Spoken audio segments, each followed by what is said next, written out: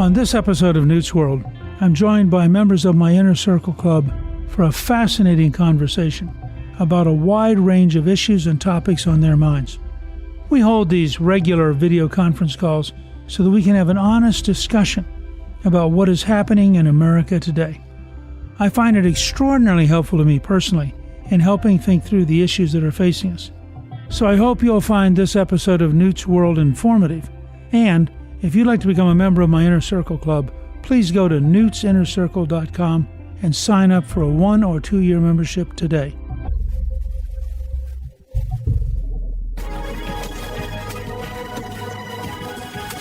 A lot of things going on. I'm just going to share with you some quick overviews.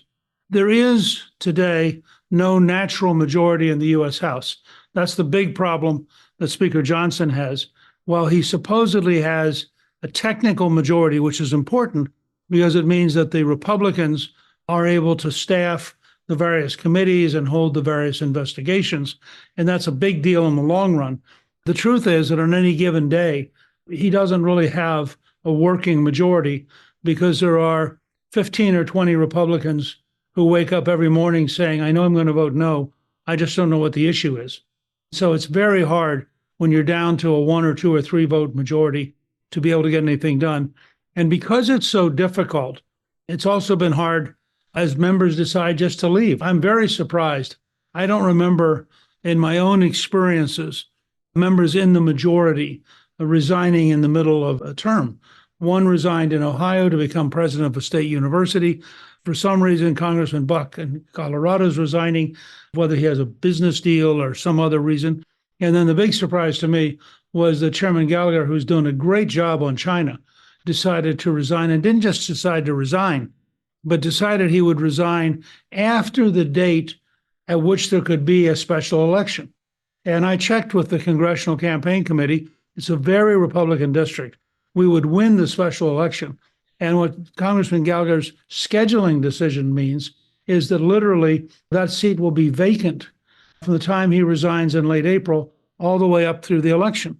So he's depriving the Republicans of one of their reliable votes in a way that I frankly don't understand, because he's a good guy. He's been very significant on China. And yet all of a sudden he decides to go home, and to go home in a way which maximizes the disadvantage to his party. This gives Speaker Johnson an enormous challenge. And I have to say, I've spent the last 5 or 6 days just trying to think about how you could solve his problems when you have a Democratic Senate with a weak Republican minority. The Republicans have plenty of votes to be effective in the Senate, but they're deeply split between an anti-spending reform faction and a go-along, get-along faction. So the Senate's not reliable. Biden obviously wants to pay off the left, wants the biggest spending possible. I did find, to my surprise, that there's a provision in the bill they just voted through that blocks U.S. embassies from flying any flag other than American flag and the POW flag. So it'll be interesting this summer. There was a huge fight that was consistent when Callisto was the ambassador to the Vatican over whether or not to fly the gay pride flag, because obviously if you're representing the Vatican, putting up a gay pride flag doesn't exactly help you. There was a very strong feeling in the State Department, which has a lot of left-wing activists inside it. So all of a sudden this year, it's a little bit of a rollback of the weird wing of the Democratic Party in that they're going to be told, no, you can't fly the gay pride flag this year. It's just an interesting small example of how change can occur. On the other hand, I'll tell you, the scale of spending and the kind of pork barrel set-asides, I think there were 21 pages of specific goodies being given out. I'm going to do an entire podcast just reading various goodies that people would get. It's ridiculous. And I think that Senator Rick Scott's call for a moratorium on earmarks is the right direction to go in. We had a moratorium starting in 2011 and lasted about 7 or 8 years. Members couldn't get specific things for their districts. The members ultimately decided they liked getting things for their districts, so they repealed them. And in retrospect, that was a mistake, I think. We have a huge problem between Biden and Bibi Netanyahu. The Biden administration is desperately committed to appeasing the Iranians no matter what they do. They've been attacking Americans through their proxies, so we gave them another $10 billion in sanction relief. He's also shifted from total support for Israel after the attack last October to putting enormous pressure on Israel to not go into the last major city in Gaza. And here's the problem. If you create a sanctuary city for terrorists, Hamas is going to make sure that all of its troops are in that city. If Israel pulls back, not having completely defeated Hamas, first of all, it will be portrayed as a victory for Hamas, proof as vindication that their strategy of terrorism is working. It will lead them to plan another attack on Israel. They've already said this publicly. They've been on television saying this is the first of many attacks. So the Israeli position, which is that they're going to completely destroy Hamas, I think is the right position, because if you have an next door neighbor who says every morning, I'm going to kill you, you should take them seriously. And particularly if they've proven it by having killed people in the neighborhood. And so I think that this is a deep fight. It'll be interesting to see how it evolves. Prime Minister Netanyahu, who's a very tough guy, served in the equivalent of the commandos in the Israeli army, lost his brother, the only Israeli to die at the raid on Entebbe to rescue Israelis from terrorists, was his brother. So Netanyahu has a deep, firm feeling about this. A couple of other quick things. We have to find a way to get aid to Ukraine to stop Putin. No one should kid themselves. If Putin wins in Ukraine, he will threaten the three Baltic states, Lithuania, Estonia, and Latvia. He will threaten Poland, and the world will be dramatically more dangerous. The Ukrainians are willing to fight. They're prepared to fight, but they have to have the ammunition and they have to have the equipment to do it. And somehow, when the Congress comes back, we have to get that done. The war against Trump continues. And I think, once again, he's proven to be amazingly resourceful. Imagine this.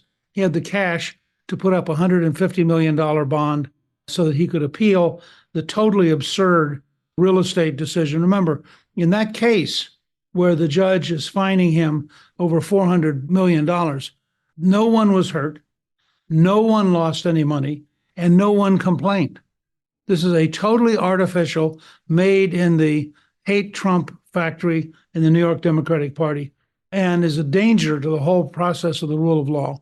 There are several other fights going on like this, and I think that it'll continue. And Trump just continues to show amazing resilience, but we shouldn't kid ourselves. This is a narrow race. It's not a decisive victory at this stage. It's going to be made more complicated, both by Robert F. Kennedy Jr., who is becoming, I think, a serious candidate, capable maybe of getting between 10 and 20%, and the possibility of no labels finding a ticket that would be on every ballot in the country. So you have a lot of interesting things going on that level.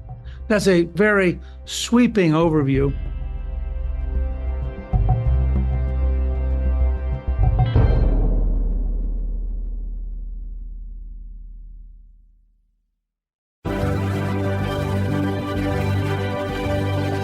Again, I want to thank everybody for belonging to the Inner Circle, and toss it so all of you can ask or give us your comments. First, thank you again for having us, and thank you for your wisdom. The question is, and it's been irritating me since this has been going on, is how are we going to prevail when we have a crew of representatives who are basically narcissists, humiliating the people they represent and undermining any traction?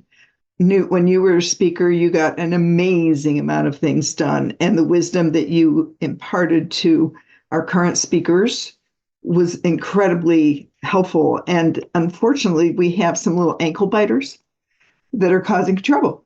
You went right to the heart of it. This is part of what I've been spending the last week thinking about.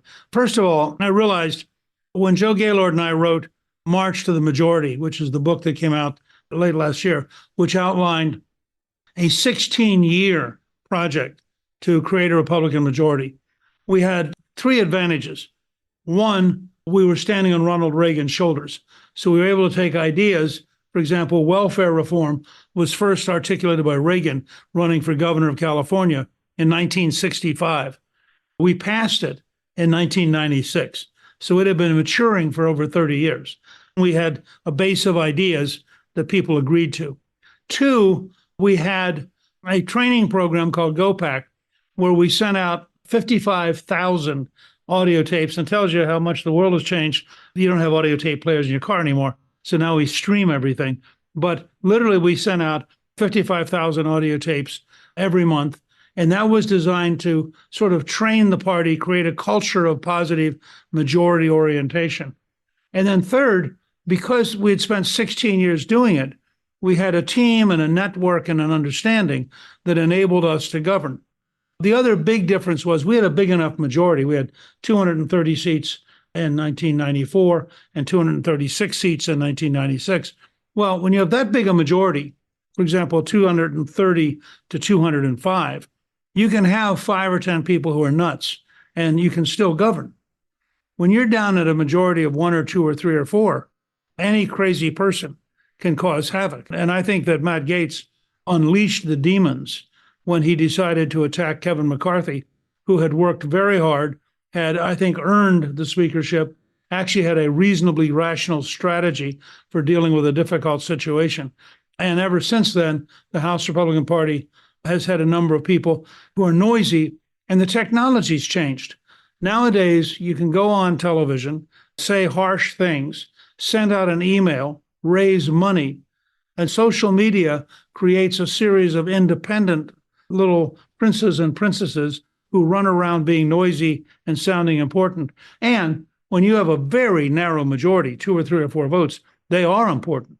And mostly I've concluded that they're totally unreliable, that you can't count on passing anything on a Republican-only basis, and that Johnson would be better off to just be honest about that and say to people, look, I'd love to have a purely Republican House, and if you'll help me get 30 or 40 more seats, we'll do it.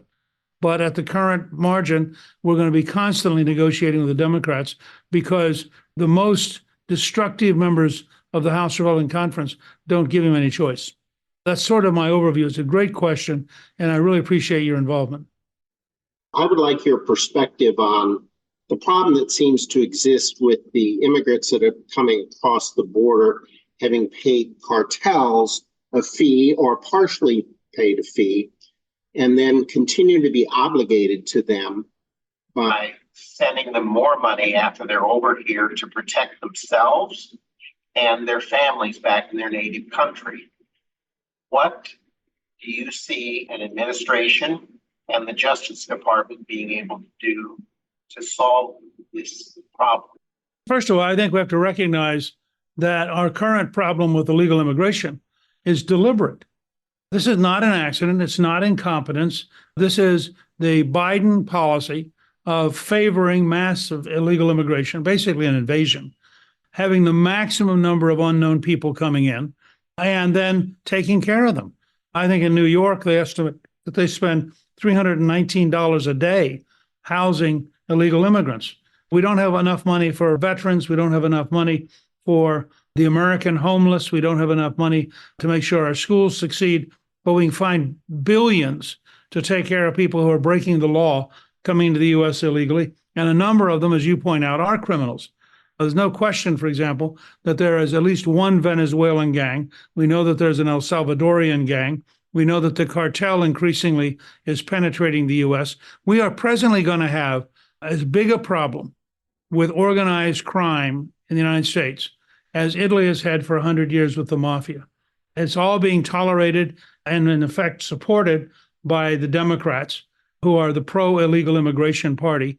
And you now have the New York City Council petitioning the New York Supreme Court to allow illegal immigrants to vote. In Washington, D.C., they've already passed a rule that illegal immigrants can vote in city elections. I think we ought to have a congressional law that says, one, no illegal immigrant can vote anywhere in any election in the United States. They are by definition illegal. And second, I think that we have to have a commitment to have a ballot where you have to prove who you are. A friend of mine went to get a book out of the library in Alexandria, Virginia, and they required him to show a driver's license with his picture on it. He said, so I can vote without proving who I am, but I can't borrow a book. The whole thing's absurd. And the Attorney General is part of the Biden pro-illegal immigration program. And I think pro trying to steal the election with the votes of illegal immigrants. The Attorney General has been clear that he's against having voter ID. Now, the American people, as we prove, and you can see this if you go to americasnewmajorityproject.com, which is a program we run.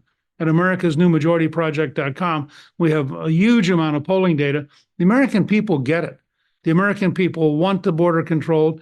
The American people want to see who you are and believe you should have voter ID. So it's an interesting problem. And you raised a really, really good question. But don't kid yourself. This is the deliberate policy of the left to try to drown the United States and people who are here illegally. The next question is a write-in from Shane in Iowa. Shane writes, RFK Jr. chose Nicole Shanahan as his vice presidential running mate. His announcement event opened with a, quote, land acknowledgement of the Ohlone Indian tribe. Many theorize that his campaign will attract more Democratic votes than Republican votes due to this choice. What are your thoughts? I think he will get more Democrats than Republicans. I think he's a greater danger to Biden than he is to Trump. As you watch the campaign unfold, virtually every left-wing goofy idea will show up on Robert F. Kennedy's agenda. The fact is that the logic of the left leads you to policies that are unsustainable for the vast majority of Americans, but policies which the left really deeply believes in. And Robert F. Kennedy Jr. both represents a very famous family name, but also is unencumbered by having to deal with reality.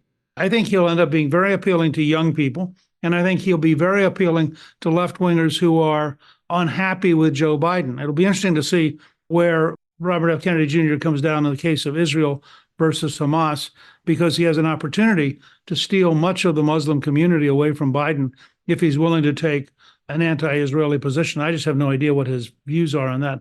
But overall, I thought he did a video, which I recommend to all of you. You can go to YouTube, and it's Robert F. Kennedy Jr.'s report on the State of the Union. I thought it was one of the best political videos I'd ever seen.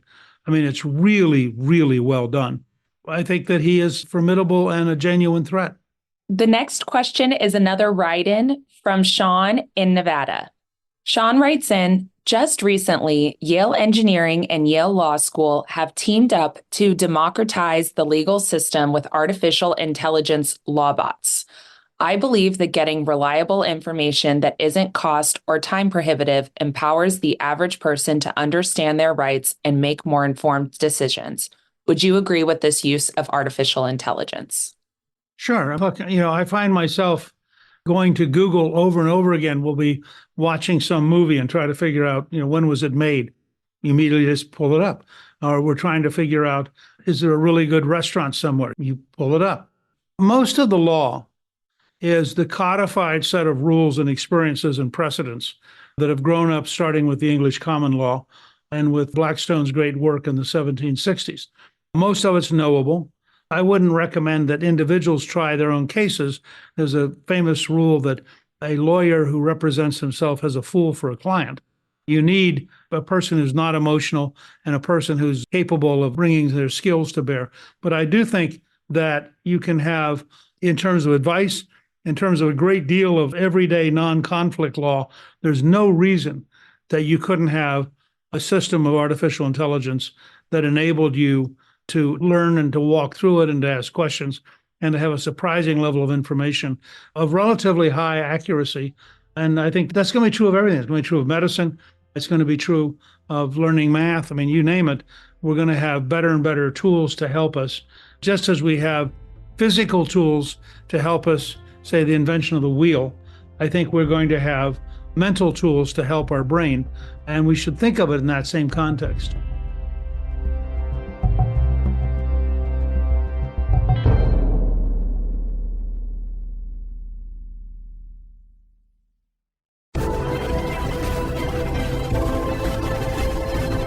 Hello, Newt. We've spoken before. Good to have you with us. I asked you about the end game for the illegal immigration, and you shared your hopes that these X million people, anywhere from 7 to 12, whatever the estimate is, ultimately become assimilated, productive, patriotic Americans. A hope for all of them.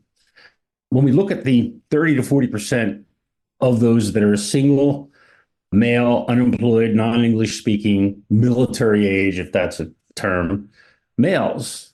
Has your hope changed any? And the specific question is repatriation an option? Thinking at the end of the Civil War, the repatriation of the slaves movement, which failed first off because the United States was broke and we couldn't afford it, and the moral implications of that.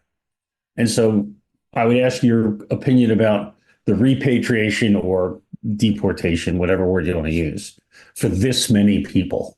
First of all, if you simply passed an effective worker ID program and made it prohibitively expensive for businesses to hire anybody who didn't have an ID proving they were legally in the United States, either an American citizen or a green card holder, you'd have a surprising number start back home. If you cut off the various welfare programs, you'd have a surprising number going back home.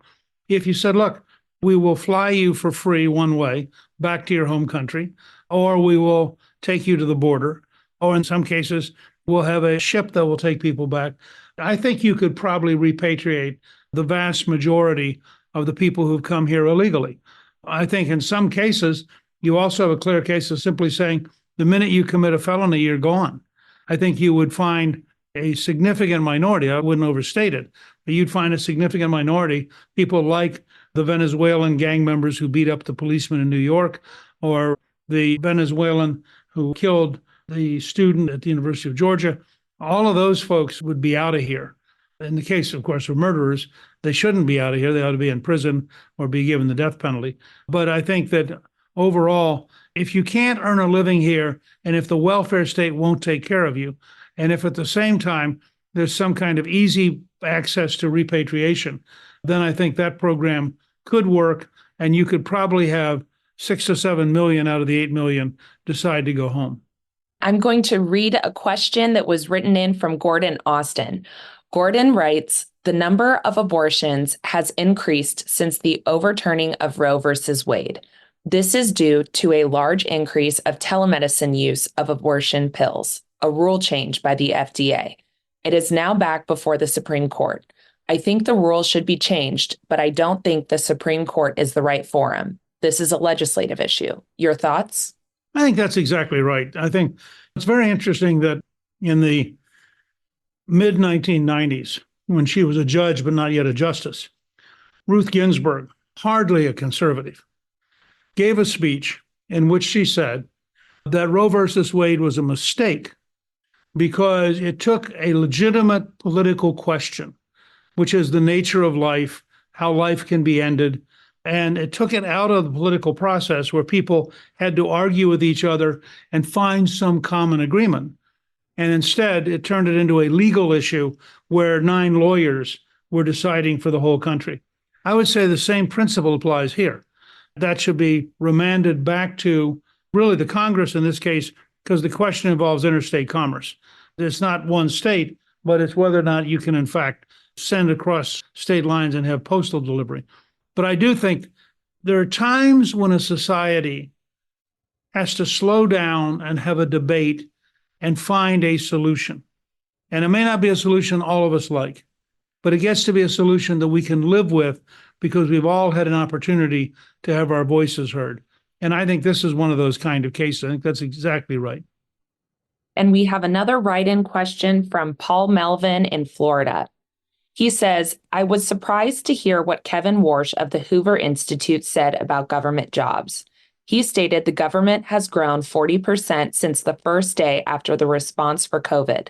I have watched over months of employment reports, and government jobs were always the second highest contributor to job growth in Biden's administration. Would you care to comment on it? Don't you think Trump should do what President Reagan did and put a freeze on all government hiring, exception being armed forces? I just wrote a piece for the New York Sun in which I took Lincoln, who, when he became president, dismissed something like 1,519 out of 1,900 policymakers, understood that he could not possibly govern in a civil war if you had people who were opposed to you. The bureaucracy, remember, the Republican Party is brand new. It's really only formed in the 1850s.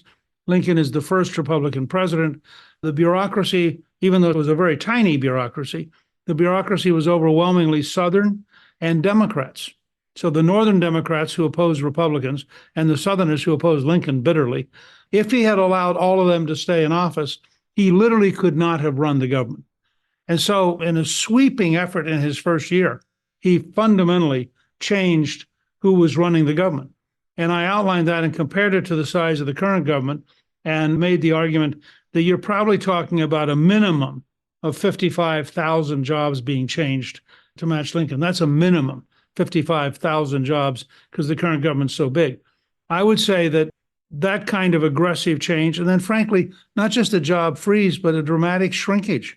A large part of the Biden economy is government deficit spending to keep things pumped up, which has, by the way, undermined the Federal Reserve effort to raise interest rates to stop inflation, because the government's been feeding inflation while the Federal Reserve has been trying to stop it. And then second, about 40% of all the new jobs have been government. And that's not sustainable unless you want to live in a totally socialist country.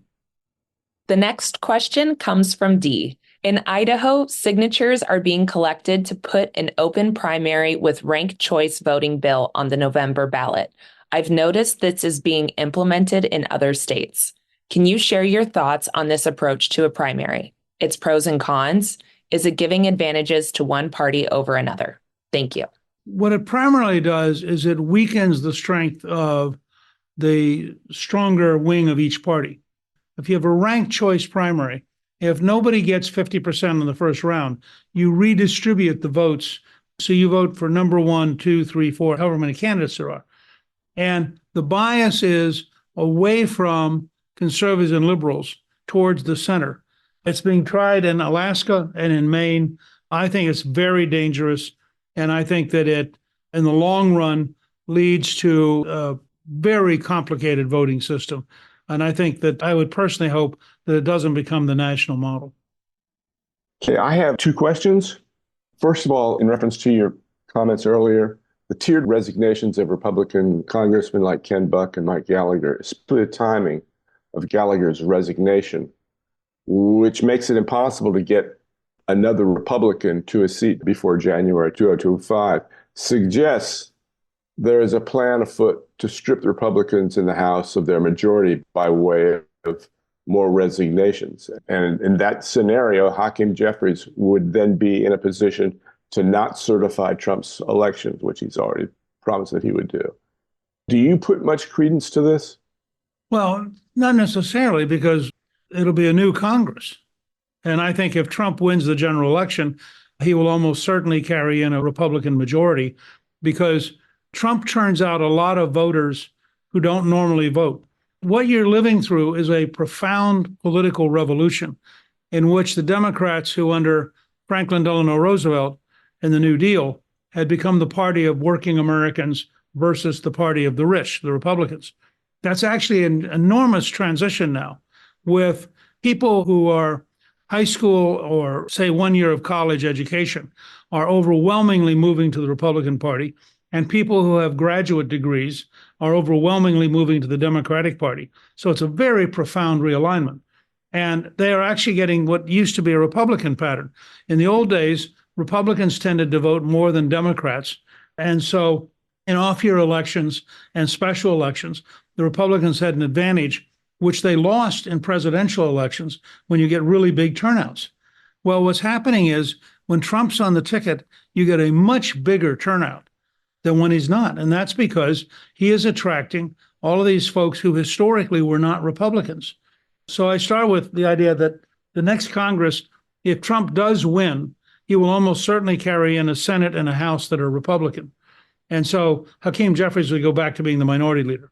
The greater short-term danger is that if the Republicans lose their majority, that Hakeem Jeffries will immediately close down every investigation, the investigation of the border and Homeland Security, the investigation into the Biden family corruption, the investigation into the FBI. All of these things would be stopped if Hakeem Jeffries became the leader and the Democrats took over. So that's the big short-term problem.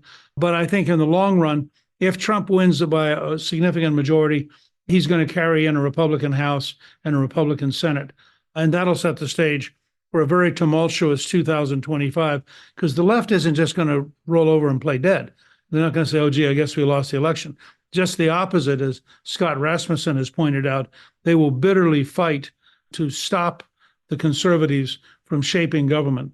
And I think that's a much bigger challenge. The question I have is, why can't we pass a constitutional amendment on naturalization? Because I think that would take the wind out of the sails of what they're doing with the migrants. So that would have three parts. The first part would be you have to be a naturalized or birth citizen in the United States. The second thing is to limit the amount of people who are naturalized every year to the percentage of what Obama had, which is 0.25%. And the third thing is to change the census so that non-citizens would not be counted for purpose of basically allocation of seats and so forth. What do you think about that? I agree with all three principles. I think all three can actually be accomplished by law and don't require an amendment unless the Supreme Court ruled that the census had to include inhabitants and not just citizens, in which case you would then have to overrule them with a constitutional amendment. I agree with the principle. I think one of the reasons that the left is so eager to have millions of illegal immigrants is that they're going to the big cities, and their hope is that in the next census that they will give these cities more representation. As you know, California, Illinois, New York are all losing population, and that population is migrating towards Georgia, North Carolina, Florida, and Texas. And so you're seeing a really profound shift, all of it to the advantage of the Republicans and the disadvantage of the Democrats. And I think a lot of Democrats see illegal immigration as the counterforce that will keep them in power. My hunch is it won't. And as I've said earlier, I'm in favor of finding a way to repatriate. I think if you're here illegally, it's illegal. And that we have a right to say that we're very much for legal immigration, but we're very much against illegal immigration. In closing, let me thank all of you for taking the time to be with us. Also, I want to remind you, if you find this useful, it helps us if you tell your friends about it and have them go to Gingrich 360 and join up. And I look forward to our future conversations. I find them very helpful. Thank you all very, very much. Thank you for listening, and thank you to members of my Inner Circle Club. And if you'd like to become a member, please go to newtsinnercircle.com and sign up for a 1 or 2 year membership today. Newt's World is produced by Gingrich 360 and iHeartMedia. Our executive producer is Garnsey Sloan, and our researcher is Rachel Peterson. The artwork for the show was created by Steve Penley. Special thanks to the team at Gingrich 360. If you've been enjoying Newt's World, I hope you'll go to Apple Podcasts and both rate us with 5 stars and give us a review so others can learn what it's all about. Right now, listeners of Newt's World can sign up for my 3 free weekly columns at gingrich360.com/newsletter. I'm Newt Gingrich. This is Newt's World.